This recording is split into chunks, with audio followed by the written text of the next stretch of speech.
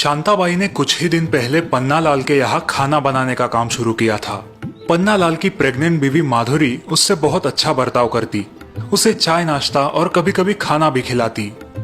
शांताबाई पहले चाय पी लेना, काफी ठंड है। हाँ हाँ मैडम, पी लेती हूँ। और ये मेरा एक पुराना स्वेटर है, मैंने 2 ही बार इस्तेमाल किया है, तुम चाहो तो यूज कर सकती हो। पन्नालाल अपने सोने की पेढ़ी पे सुबह जल्दी चले जाते और उसके बाद शांताबाई उनके घर खाना बनाने आ जाती। शांताबाई के हाथ में स्वाद था, उसके काम से माधुरी भी खुश थी। अब धीरे धीरे शांताबाई ने माधुरी का विश्वास जीत लिया। शांताबाई, मैं जरा मंदिर हो आती हूँ, आप घर का ध्यान रखना। जी मैम साहब, आप टेंशन मत लीजिए। माधुरी अब हर रोज 1 घंटे के लिए मंदिर जाया करती थी और घर पर शांताबाई अकेली होती थी। पन्नालाल के घर गांव के बासमती चावल की 4 बोरियां आई थी। शांताबाई के मन में लालच पैदा हो गया। यहाँ खाने वाले सिर्फ 2 लोग हैं और इतना सारा चावल है। इसमें से 2 कटोरी चावल मैं निकाल लूं तो किसी को पता भी नहीं चलेगा। शांताबाई ने बोरी से 2 कटोरी चावल निकालकर अपनी थैली में रख लिए और चावल की गोनी को फिर से सिला दिया। अरे वाह, आज घर वालों को पुलाव खिलाऊंगी। शांताबाई का लालच और हिम्मत दिन ब दिन बढ़ रही थी। कभी चावल तो कभी शक्कर, या कभी चाय पत्ती तो कभी आलू प्याज। पन्नालाल के घर से रोज कुछ न कुछ शांताबाई के घर पहुंच ही जाता। शांताबाई की तो चांदी हो गई थी। अरे वाह, अच्छी मछली लगी है तुम्हारे हाथ शांता, लेकिन ध्यान रखना नहीं तो फंस जाओगी। हाँ, तुम फिक्र मत करो, मेम साहब का पूरा विश्वास है मुझ पे। सही है, अब मुझे काम करने की कोई जरूरत नहीं। घर का सामान धीरे धीरे गायब होता रहा, लेकिन माधुरी को बिल्कुल भनक नहीं लगी। शांताबाई पर उसका विश्वास बरकरार था। और ऐसे ही एक दिन माधुरी की सास घर आ जाती है। प्रणाम माँ जी। अरे अरे बहू, झुको मत। कैसी है तुम्हारी तबीयत? वैसे ठीक है, लेकिन थकान सी रहती है। डरो मत, ऐसी हालत में कमजोरी आम बात है। अब मैं आई हूँ ना तुम्हारा ख्याल रखने। चलो एक सेल्फी लेते हैं। माधुरी सासू माँ से शांताबाई का परिचय कराती है। माँ जी, ये शांताबाई है, हमारे यहाँ रसोई और घर के छोटे मोटे काम संभालती है। मुझे बड़ा सहारा है इसका। अच्छा अच्छा, ठीक है। माधुरी की सांस बड़ी तेज थी और टेक्नो savvy भी। एक ही नजर में सामने वाले को भांप लेना उसकी खासियत थी। माधुरी जब मंदिर जाया करती थी तब सासू माँ जाप करने झूले पे बैठती, फिर हर 15 मिनट बाद रसोई में चक्कर लगाती। उनके घर में रहने से शांताबाई को अब चोरी करना मुश्किल हो रहा था। पता नहीं ये बुढ़िया कब वापस जाएगी। अब तो कुछ भी चुराने से डर लगता है। शांताबाई का शातिर दिमाग एक बात नोटिस करता है। जब सासू माँ जाप करने झूले पर बैठती है तब झूले की आवाज आती है और जाप की एक चाकरी पूरे होने में कम से कम 10 मिनट लगते हैं। अच्छा, तो इसका मतलब ये बुढ़िया 10 मिनट तक यहाँ से हिलेगी नहीं। इतना समय मेरे लिए काफी है। अगले 2-3 दिन शांताबाई चीजें चुराने में सफल होती है और अपने आप पर खुश हो जाती है। चलती हूँ माँ जी, सब्जी फ्रिज में रख दी है। ठीक है। जैसे ही शांताबाई घर से निकलती है, उसके हाथ की फूली हुई थैली देख के सास की आंखें चमक जाती है।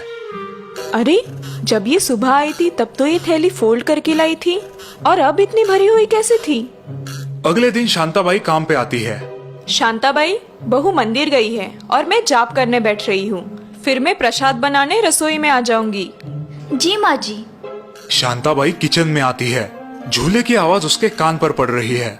वो अंदाजा लगाती है कि सासू माँ अब 10 मिनट तक वहाँ से नहीं उठेगी। अब ये बुढ़िया 10 मिनट तक यहाँ नहीं आएगी। मैं कुछ आलू और प्याज थैली में रख देती हूँ।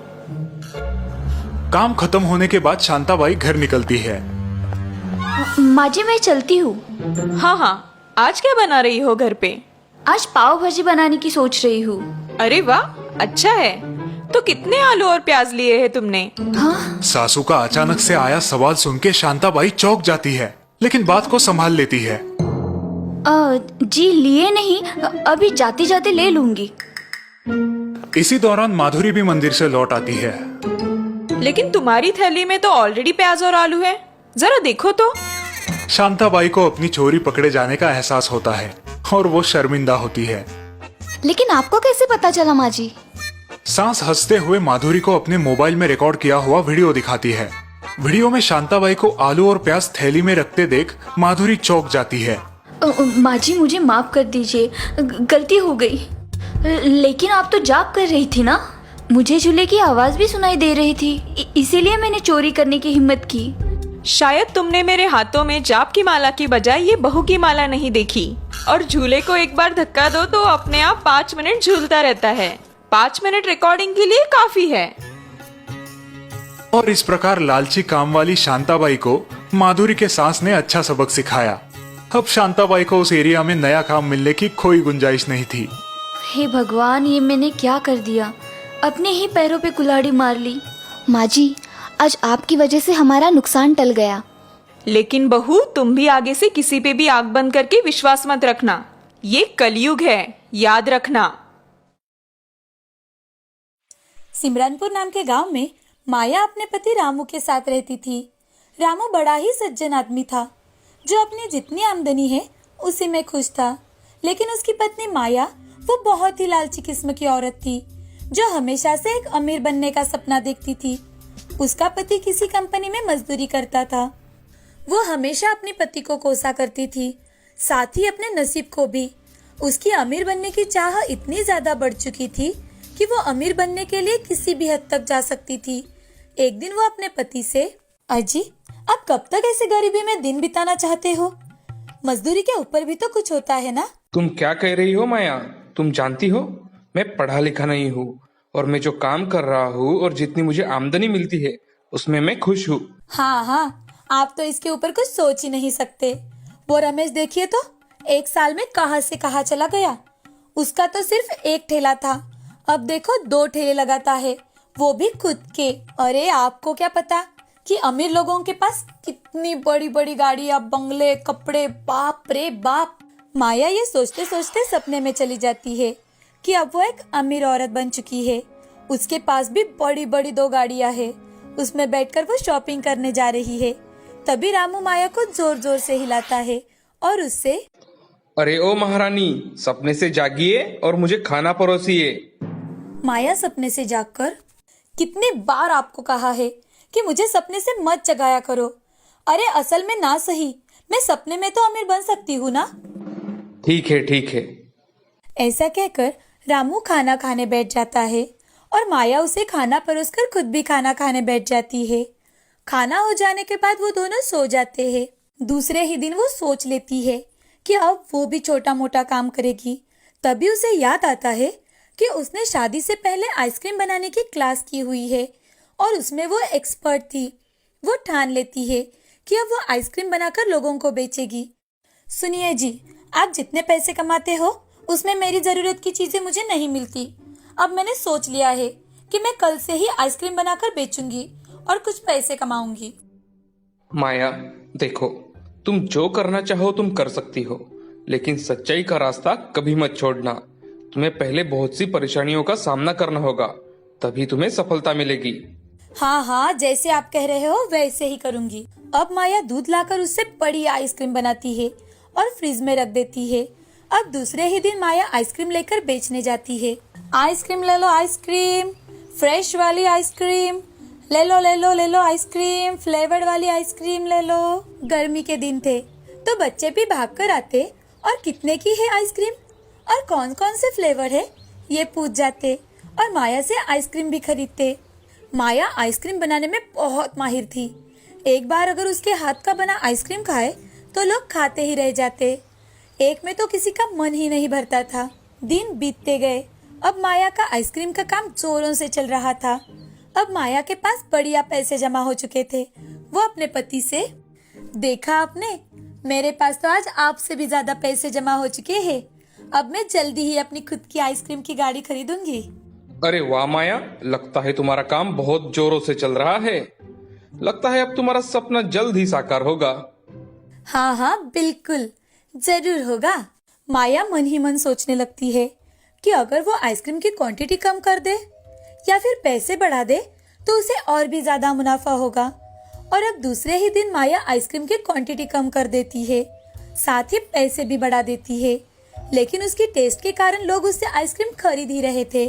तो माया ने सोचा, अगर मैं आइसक्रीम में डलने वाली ड्राई फ्रूट लो क्वालिटी की इस्तेमाल करूँ तो? अब माया का लालच दिन ब दिन बढ़ता ही जा रहा था। उसके आइसक्रीम की क्वालिटी भी अब दिन ब दिन बदलने लगी थी। उसे हमेशा आइसक्रीम खरीदने वाला एक आदमी एक दिन, अरे माया जी, आइसक्रीम में कुछ बदलाव किया है क्या आपने? इसका टेस्ट बिल्कुल भी अच्छा नहीं है। नहीं तो भाई साहब, ये आप क्या कह रहे हो? ऐसा तो बिल्कुल नहीं है। अब धीरे धीरे माया के ग्राहक कम होने लगे और माया भी इस बात से बड़ी परेशान रहने लगी। एक दिन एक ग्राहक माया से आइसक्रीम खरीदता है और उसे खाते ही उसे उल्टियाँ आने लगती है। वो माया से इस बारे में पूछता है तो माया उसे, साहब आपने बाहर कुछ खराब खा लिया होगा, मेरा आइसक्रीम तो बहुत अच्छा है, लोग तो बड़े चाव से खाते हैं इसे। वो आदमी अब माया की कंप्लेन करता है और फूड एंड ड्रग वाले लोग आकर माया के आइसक्रीम की जांच करते हैं तो उन्हें पता चलता है कि माया ने लो क्वालिटी सामान इस्तेमाल किया है, जिस कारण लोग बीमार पड़ रहे हैं। अब माया को जेल जाना पड़ता है। वो बहुत रोती है, गिड़गिड़ाती है कि साहब मुझे माफ कर दीजिए साहब, आज के बाद मैं ऐसा कभी भी नहीं करूंगी। मैंने अमीर होने की लालच में आकर ये सब कुछ किया है, मुझे माफ कर दीजिए साहब। माया गिड़गिड़ाकर रो रही थी। तभी उसका पति रामू वहाँ आ जाता है और माया को छुड़वा लेता है।